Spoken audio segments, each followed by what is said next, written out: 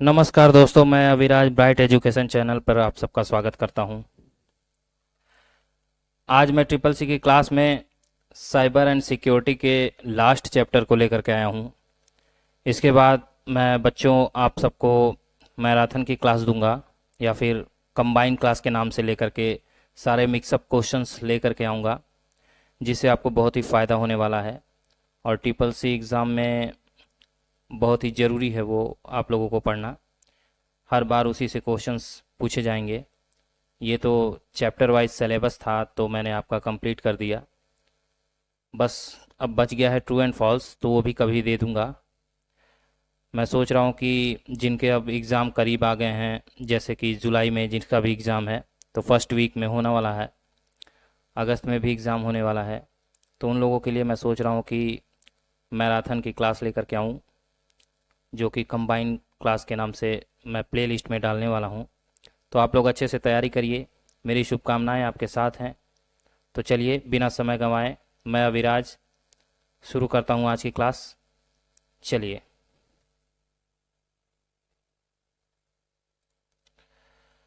आज का पहला क्वेश्चन है, गूगल के सीईओ कौन हैं?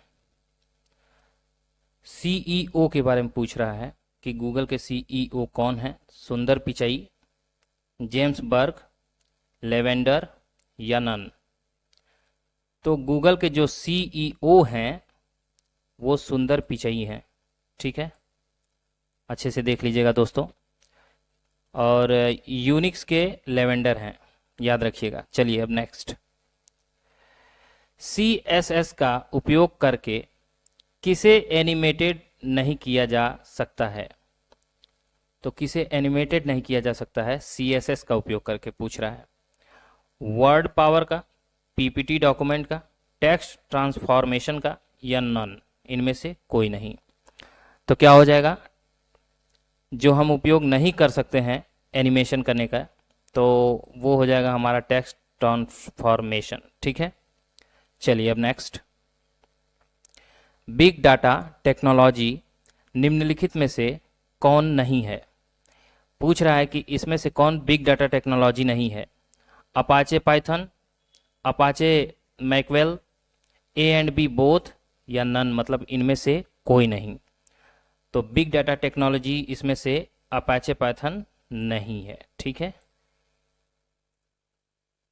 अपाचे पाइटॉर्च सॉरी नहीं है। ठीक है, चलिए अब नेक्स्ट, फायरवॉल एक प्रकार का क्या कहलाता है?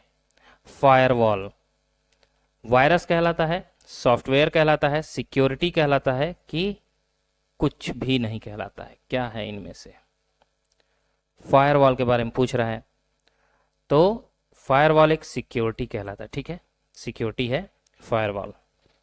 चलिए अब नेक्स्ट, मेघदूत एक प्रकार का क्या कहलाता है? मेघदूत जो एक नाम है, आप लोगों ने महाभारत में सुना होगा मेघदूत। तो क्लाउड सर्विस है, नेटवर्किंग सर्विस है, SMS सर्विस है या इनमें से कोई नहीं? मेघदूत एक सर्विस है। ठीक है, तो कौन सी सर्विस है ये आपको बताना है। तो मेघदूत जब भी नाम आए तो ये क्लाउड सर्विस कहलाएगा। ठीक है, अच्छे से देख लीजिए दोस्तों। अब नेक्स्ट, निम्नलिखित में से पेड़ों को बचाना किस लाभ में आता है? Digital document, analytical document, A and B both या इनमें से कोई नहीं?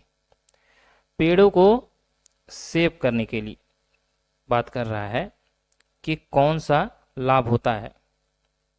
तो इसका सही आंसर हो जाएगा डिजिटल डॉक्यूमेंट के लिए इसका उपयोग होता है। ठीक है, अब नेक्स्ट, ये क्वेश्चंस आ चुके हैं इसलिए मैं आपके समक्ष इसे ले आया। DES किस कंपनी द्वारा डिजाइन किया गया है? Data encrypted service.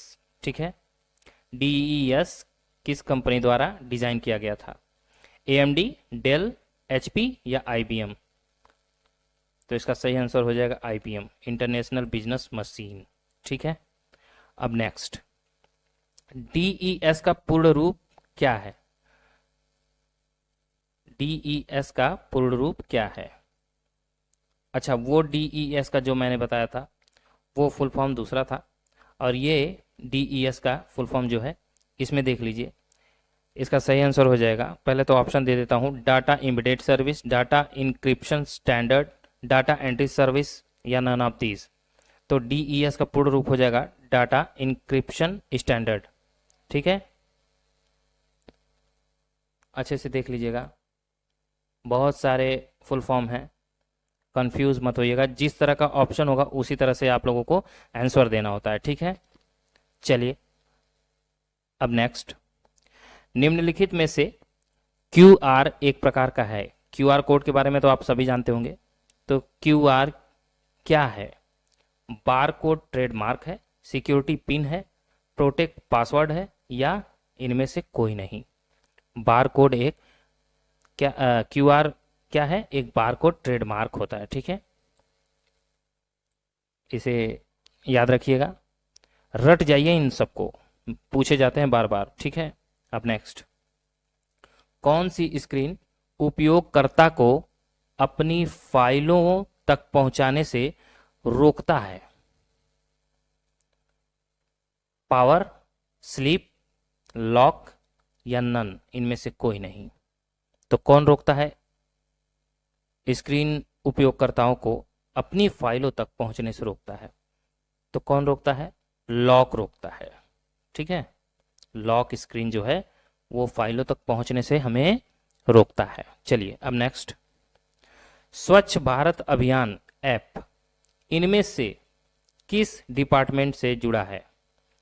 Municipality, RTO, IMB business, अरे सॉरी IBM बिजनेस, या नन, इनमें से कोई नहीं। स्वच्छ भारत अभियान ऐप जो है वो किससे जुड़ा हुआ है? तो आप जानते होंगे ज़्यादातर लोग म्युनिसिपैलिटी से जुड़ा हुआ होता है। ठीक है, चलिए अब नेक्स्ट, निम्नलिखित में से IoT में I क्या है? इंटरनेट, इंटेलिजेंस, इम्पैक्ट, या नन, इनमें से कोई नहीं। मैं ज़्यादा ऑप्शन नहीं देता हूं ताकि आपके दिमाग में बैठ जाए जो भी आंसर सही है, और एग्ज़ाम में एक ही बार देखने पे आपको याद आ जाए। तो ज़्यादातर मैं लास्ट में नन ही लेकर के आता हूँ कि आप लोग कंफ्यूज ना हो। तो IoT में I क्या है?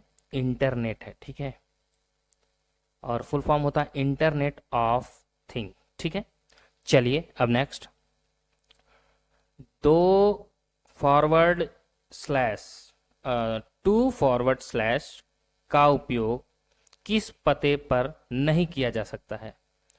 जब दो फॉरवर्ड स्लैश का यूज हम करते हैं तो वो किस पते पर, उसका मतलब जो है हम किस पते पर उसको यूज नहीं कर सकते, उसका उपयोग नहीं कर सकते, ये पूछ रहा है। ठीक है, तो टेलनेट एड्रेस पर, IP एड्रेस पर, A एंड B बोथ दोनों पर, या फिर नन मतलब किसी पर नहीं। थोड़ा सा ये टिपिकल क्वेश्चन है, टू फॉरवर्ड स्लैश का उपयोग किस पते पर नहीं किया जा सकता है? तो इसका सही आंसर जो हो जाएगा वो हो जाएगा टेलनेट। ठीक है, एक टेलनेट भी एड्रेस होता है, उस पे नहीं किया जा सकता है। ठीक है, IP एड्रेस के बारे में जानते ही होंगे, जो 123 पॉइंट एग्जाम्पल के तौर पे बता रहा हूँ, 123.021.000 ऐसे होता है, तो वो IP एड्रेस होता है। ठीक है, चलिए अब नेक्स्ट, किस मॉडल के आधार पर भुगतान करना कौन सा विज्ञापन कहलाता है? किसी मॉडल के आधार पर भुगतान करना कौन सा विज्ञापन कहलाता है, ये पूछ रहा है। Mass advertisement, worthless advertising, search advertising, या कोई नहीं। क्या हो जाएगा इसका सही आंसर? इसका सही आंसर हो जाएगा सर्च एडवर्टाइजिंग। ठीक है, जब किसी मॉडल के आधार पर भुगतान करना होता है तो उस विज्ञापन को हम कहते हैं सर्च एडवर्टाइजिंग। ठीक है, बिजनेस में हमेशा काम आते हैं। चलिए नेक्स्ट, QR कोड में किस रंग का उपयोग किया गया है? आप कोई भी ऐप चलाते होंगे उसमें QR देखे ही होंगे, QR कोड होता है, एक स्क्वायर टाइप में होता है, और उसी में कुछ आपके कोड बने हुए होते हैं। तो वो कलर पूछ रहा है कि QR कोड का कलर क्या होता है, रेड और yellow, green and blue, yellow and black, या ब्लैक एंड वाइट। तो ज़्यादातर लोग इसका यूज़ करते होंगे तो जान रहे होंगे ब्लैक एंड वाइट के कलर का बार कोड होता है। ठीक है, चलिए अब नेक्स्ट, ब्लॉकचेन का आविष्कार किस वर्ष किया गया था? मोस्ट इंपॉर्टेंट क्वेश्चन है। ब्लॉकचेन का आविष्कार किस वर्ष किया गया था? 2008, 2005, 2003 या 2001? तो ब्लॉकचेन का जो आविष्कार है वो 2008 में किया गया था। ठीक है, चलिए अब नेक्स्ट, एनसीपीआई का आविष्कार कब किया गया था? एनसीपीआई का आविष्कार पूछ रहा है 2009 में, 2003 में, 2008 में, या इनमें से कोई नहीं। तो इसका भी सही आंसर हो जाएगा 2008, क्योंकि एनसीपीआई का भी 2008 में ही आविष्कार किया गया था। ठीक है, चलिए अब नेक्स्ट, डाटा बैकअप के लिए किसका उपयोग करते हैं? जो डाटा बैकअप लिया जाता है उसके लिए हम किसका उपयोग करते हैं? ईथरनेट का, नेटवर्क ड्राइव का, या माउस का, या इनमें से किसी का नहीं? तो डाटा बैकअप के लिए हमें नेटवर्क ड्राइव की ज़रूरत पड़ती है। ठीक है, हम उसी का यूज़ करते हैं, ध्यान से देख लीजिए। अब नेक्स्ट, ODMR का पूर्ण रूप क्या होगा? ODMR का फुल फॉर्म पूछ रहा है। On demand mail relay, on disk magnetic recognisation, on desktop management relay, या इनमें से कोई नहीं? क्या हो जाएगा सही आंसर? इसका सही आंसर हो जाएगा ODMR का पूर्ण रूप जो पूछ रहा है, वन डिमांड मेल रिले। ठीक है, यही इसका सही आंसर है। अच्छे से देख लीजिए, पूछे गए क्वेश्चंस हैं, आगे भी पूछे जाएंगे। चलिए अब नेक्स्ट, IoT डिवाइस इनमें से कौन है? IoT, internet of thing device के बारे में पूछ रहा है कि कौन सी डिवाइस है IoT? वुड, चेयर, लैपटॉप, या प्लग? तो IoT डिवाइस जो है वो हमारा लैपटॉप है। ठीक है, सभी जानते होंगे IoT डिवाइस है ये। चलिए, इंटरनेट ऑफ थिंग्स। अब नेक्स्ट, आज मैं 21 क्वेश्चंस लेकर के आया था और सिलेबस आपका पूरा हो चुका है। आज का लास्ट क्वेश्चन है, किस आकार के डाटा को बिग डाटा कहा जाता है? एक बार क्वेश्चन फिर से सुन लीजिए, किस आकार के डाटा को बिग डाटा कहा जाता है? Gigabyte, kilobyte, megabyte, terabyte?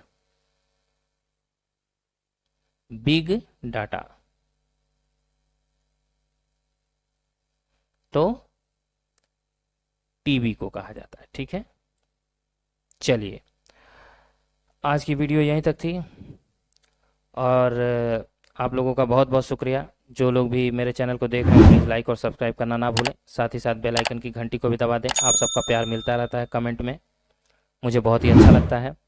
और हाँ, एक ज़रूरी सूचना कि जब भी आप लोगों का रिज़ल्ट आएगा, जैसे कि जून में और जुलाई में जो भी एग्ज़ाम हुए हैं उनके भी रिज़ल्ट, जिनके भी रिज़ल्ट आते रहेंगे, मैं एग्जैक्ट डेट उनको बता दूंगा कि इस डेट को आप लोग चेक कर लीजिए। और मैं आप लोगों को शुभकामनाएं देता हूं आपके एग्ज़ाम के लिए। तो अगली वीडियो से मैं आपके लिए कंबाइंड क्लास लेकर के आने वाला हूं, जिसमें मैं कोशिश करूंगा कि 50 क्वेश्चंस हो और ज़्यादा से ज़्यादा क्वेश्चंस आपको मिलेंगे तो आप लोग उसे पढ़ के जाइएगा और निश्चित तौर पे ही वो सारे के सारे क्वेश्चंस आपके लिए हेल्पफुल होंगे। ठीक है, तो मैं अविराज आपसे यहीं इजाज़त लेता हूँ। जय हिंद, जय भारत।